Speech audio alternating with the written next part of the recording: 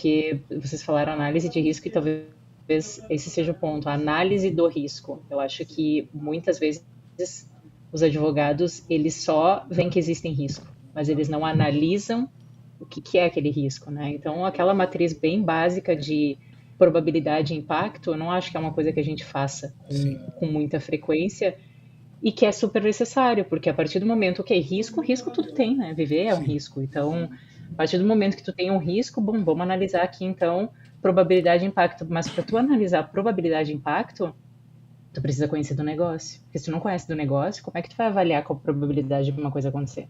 Ou qual é o impacto que tem para o negócio se aquela coisa acontecer? Então, eu acho que é análise, é analisar o risco e não simplesmente dizer se existe um risco ou não, é analisar propriamente o que é aquele risco e conhecer muito profundamente o negócio. E tem algo assim que eu tenho muito claro, e eu repito isso tantas vezes que eu já estou ficando meio chata, inclusive, é o quanto a gente é treinado para dar respostas em vez de fazer perguntas, né? A gente é muito treinado para isso na faculdade. E aí a gente vai para dentro das organizações e a gente sai simplesmente respondendo, mas não pergunta, não explora a situação, né? Não faz as perguntas que faz com que a gente consiga, de fato, analisar com maior profundidade ou um risco ou uma solução jurídica. Então, eu diria que é um pouco essas três combinações, né? Uma análise realmente do risco, um conhecimento profundo do negócio e essa curiosidade, essa abertura a perguntar e trocar com a área. E a partir disso, a chance é que tu vai chegar numa solução, né? Ou numa recomendação muito melhor. Perfeito. Eu costumo falar, né, que o advogado ele é muito parecido com o médico, né? Hoje, a parte jurídica, muitas vezes, o cliente ele já vem, né? Isso para a figura tanto do parceiro do fornecedor como escritório, ou muitas vezes interno, né? O board, alguém muitas vezes já vem com um conceito pronto. Pô, Lucas, falei com meu amigo que tem aquela empresa de tecnologia, eu falei com o contador, eles falaram que eles fazem isso lá, e o cara já vem direcionado, eu quero fazer isso aqui. E ele não... Esse é o que a Gabi trouxe. O advogado ele tem que saber extrair isso, fazer as perguntas certas, né? Para conseguir guiar o cliente, seja o cliente interno ou o cliente externo, guiar ele para aquele caminho que ele quer chegar, mas muitas vezes, para aquele resultado, mas muitas vezes não é o caminho aquele que ele está propondo para ti. E fazer isso de forma estratégica, sem demonstrar que tu tá querendo tirar ele do caminho, conseguir pegar na mão dele é algo também difícil, né? E vocês já passaram por vários aí departamentos jurídicos, tanto empresa pequena, média, grande, de tecnologia, de mercado tradicional. Eu queria que vocês dessem um pitaco de vocês e uma opinião de se vocês pudessem, digamos assim, criar um Dream Team, um time perfeito para ter do lado de vocês interno. Quais skills vocês mais valorizam e vocês escolheriam para ter? E depois a gente faz o contrário, que é quais que vocês não gostariam de ter dentro do time de vocês. Boa, Lucas. O Lucas quer criar polêmica. Polêmica.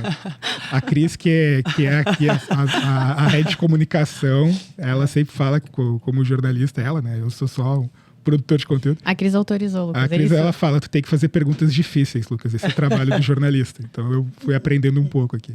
E se eu criar um Dream Team que se aplique a todas as empresas, porque cada empresa tem a sua necessidade, né? Claro, então, claro. Isso, para mim, acho que sabe, mas ficou ainda mais evidente quando eu mudei de uma empresa tradicional, né, para uma empresa de tecnologia, com serviços e produtos completamente diferentes, estruturas completamente diferentes, e a necessidade de time é completamente diferente, né?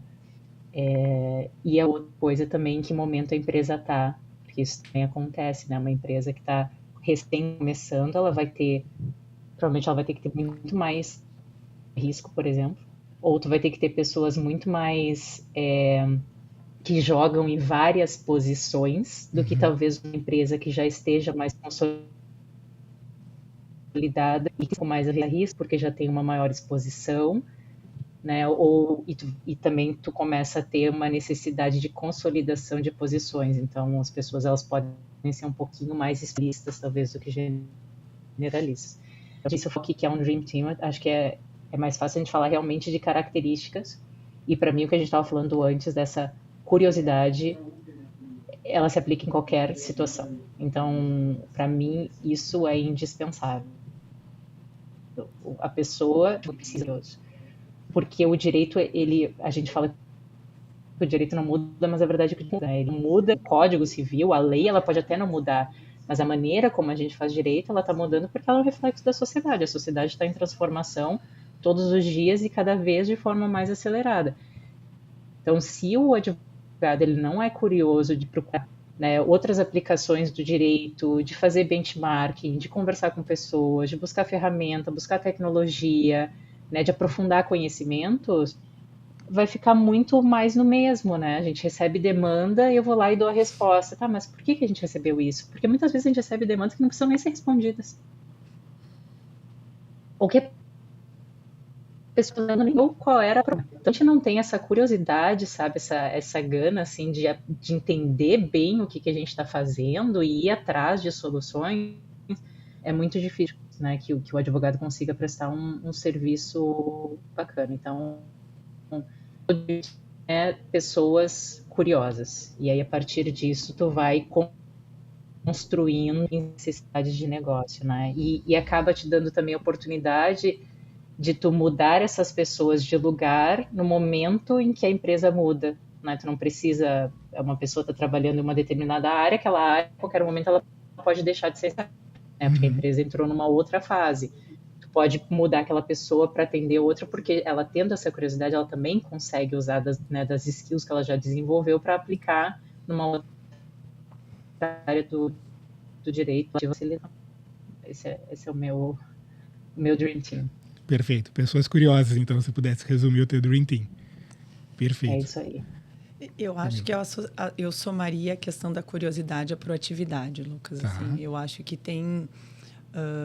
hoje existe muita oportunidade para a gente, eu vejo assim nos times, né, das pessoas trazerem as coisas mais prontas. E aí, por que está linkado a questão da curiosidade? Porque quando cai um problema no colo lá daquele advogado especificamente, se ele olha para a esquerda, ele olha para a direita, e dentro lá daquele baldinho dele lá, dos conhecimentos dele, ele não tem. Muitas vezes ele acaba voltando para a gente, porque a gente tem um pouco mais de senioridade e tal. E aí eu vou para a linha também, linkando com um tema que a Gabi trouxe, assim, de fazer pergunta. Mas e isso? Mas e aquilo? Mas e aquele outro? Tu já te fez todos esses questionamentos? Tu já olhou todos esses pontos? Tu teve essa visão 360? Porque, via de regra, um problema ele não é um pontinho, né? Ele precisa ter um olhar 360. Então, assim, esse olhar mais analítico e proativo de buscar as respostas, eu acho que ele te traz algo mais pronto, né? E a gente consegue debater o problema, porque daí eu vou ter a minha opinião, tu vai ter a tua, mas a gente sai dali com um produto melhor. Essa questão, então, da curiosidade com a proatividade, eu acho que ela dá um combo bacana para a gente reverberar lá no final naquela coisa da velocidade, das respostas, ou, poxa, tu já falou com o escritório tal, tu já falou com o gerente tal, sabe? Eu acho que, assim, falta um pouco hoje para algumas pessoas, óbvio, aqui nós estamos generalizando, né? Mas essa coisa, assim, desse olhar curioso e proativo, né? Porque aí tu olhou um pouco... Óbvio, a gente não pode esperar que um profissional, dependendo do nível de maturidade dele, ele tenha essa visão 360 maior ou menor, né? Isso a gente vai... Conforme os tombos que a gente vai tomando, a gente vai aprendendo que olhares a gente precisa ter. Mas acho que isso é um skill super importante, assim. Perfeito. Porque, como disse a Gabi... o time jurídico hoje de uma empresa, ele varia de acordo com a dimensão da empresa, obviamente, né? Perfeito. Via de regra, a empresa pequena ela vai ter pessoas multifacetadas, porque tem um jurídico ali com 2 ou 3 pessoas. Uma empresa grande, ela já vai ter áreas mais específicas, né? Eu tenho o cara do societário, eu tenho o cara do tributário, eu tenho o cara do M&A, dependendo do perfil da empresa, né? Então, eu acho que essa questão também da proatividade, assim, sabe? Do cara... olhar um pouco da pessoa, ter isso de... que eu acho que está muito linkado à curiosidade, assim. Perfeito. Né? Vamos ver que abacaxi é esse. Vamos descascar ele um pouquinho antes de eu ir lá e falar com quem está, né? Ou seja, mesmo o cara do comercial, ou o head, um olhar mais 360, até para tu poder apontar para ele, cara, tu pensou nisso, isso aqui pode dar esse risco, isso aqui pode dar esse problema, né? Eu acho que essa questão, assim, da proatividade, ela, para mim, seria um diferencial, assim. Legal, a gente fala muito aqui, a gente até falou isso num podcast que a gente gravou com a Thaís aqui, que é a head jurídica do Asas, parceiraça, que é um framework muito legal que a gente usa aqui no escritório, que foi a Dani que inventou, que segue 4 passos, que é pesquisar, planejar, prototipar e executar. Então, tu tem que seguir esses caminhos e normalmente tu procura o teu gerente ou o teu chefe no passo 3, que é o mockup, que é o protótipo. Então, cara, tu pesquisou antes, tu te planejou, tu viu as hipóteses, tu construiu a tese, tu já pesquisou bastante, aí quando tu quer validar realmente se aquele é o melhor caminho, daí tu procura a pessoa, se caso tu ainda tenha dúvida, né? Tu ainda procura a pessoa, porque daí tu já pulou esse arco de pesquisar, que é o que a gente vai falando da curiosidade e da proatividade. Então tu já fez isso. E tu procura a pessoa no momento para validar exatamente, porque essa pessoa vai te questionar. E muitas vezes tem que cuidar para que isso não seja uma transferência de responsabilidade, né? De não, a Camila me disse que você quer fazer. Mas, cara, quem que tá liderando aquela demanda? Aquela demanda de quem? É minha? É tua? Então esse arco de pesquisar, planejar e prototipar. E eu vejo que isso vai aumentando conforme a senioridade do profissional, é algo que a gente aqui no escritório tenta implementar desde o dia 0. E o Lion sempre fala, né? O bebê não nasce de 9 mulheres grávidas de um mês. Muitas vezes vai ter um arco de aprendizado e a gente sempre, o Lion fala naquela análise de, como se fosse uma análise de investimento, né? Se tu olha aquele gráfico de um dia, de um mês, de um ano, muitas vezes o gráfico de um dia, um mês, ele vai estar um caos. Mas se tu olha a carreira daquele profissional que é curioso, que é proativo, depois tu vê o gráfico de X anos, ele está numa crescente. Por quê? Porque é um profissional diferenciado, né? Então, esse tipo de skill é algo super importante. Concorda, Dani? Eu concordo, acho bem interessante essas questões da curiosidade, da iniciativa, de um olhar 360. E, para mim, assim, também é não aceitar, né? Então, às vezes eu vejo o pessoal, chegou um cliente tal, com uma dúvida tal, eu não sei. Aí eu fico pensando, como tu não sabe? Quem sabe? Como que tu aceita que não sabe? É uma coisa que eu fico me perguntando. Ou, às vezes, tem alguma norma do Banco Central, até da Receita, que vão combinar, às vezes não são muito bem escritas, né? Aí as pessoas falam, eu não entendi. Eu, pô, como? Então, quem é que entendeu? Alguém escreveu. Como é que tu vai dizer que não entendeu? Então, para mim, assim, isso me incomoda bastante. Eu gosto de pessoas que não aceitam, que vão atrás, que te questionam, né, Dani? Assim, isso. Camila, tu dá uma... E a pessoa diz, não, isso aqui não tá... Eu não gostei dessa tua resposta, assim, né? Eu acho que é muito legal isso, assim. E sabe outra coisa que eu digo pra turma, assim, pro advogado também, assim... Um dia, se a tua carreira, né, tu for aí crescendo e tal, tu vai estar sentado nessa cadeira de gestor e tu vai ter que dar a resposta. Exatamente. E é muito difícil sentar nessa cadeira se tu não foi formatando o teu cérebro, entendeu? A isso. Porque daí tu vai olhar para cima, tipo eu hoje. Eu sou o único jurídico, né? Sim. Tipo a Gabi. E tu olha para esquerda, tu olha para direita, não tem ninguém para te dar a resposta. É solitário. É tu. Então, se tu não for construindo o teu pensamento para tu chegar lá e tu tá pronto para sentar naquela cadeira, é desesperador.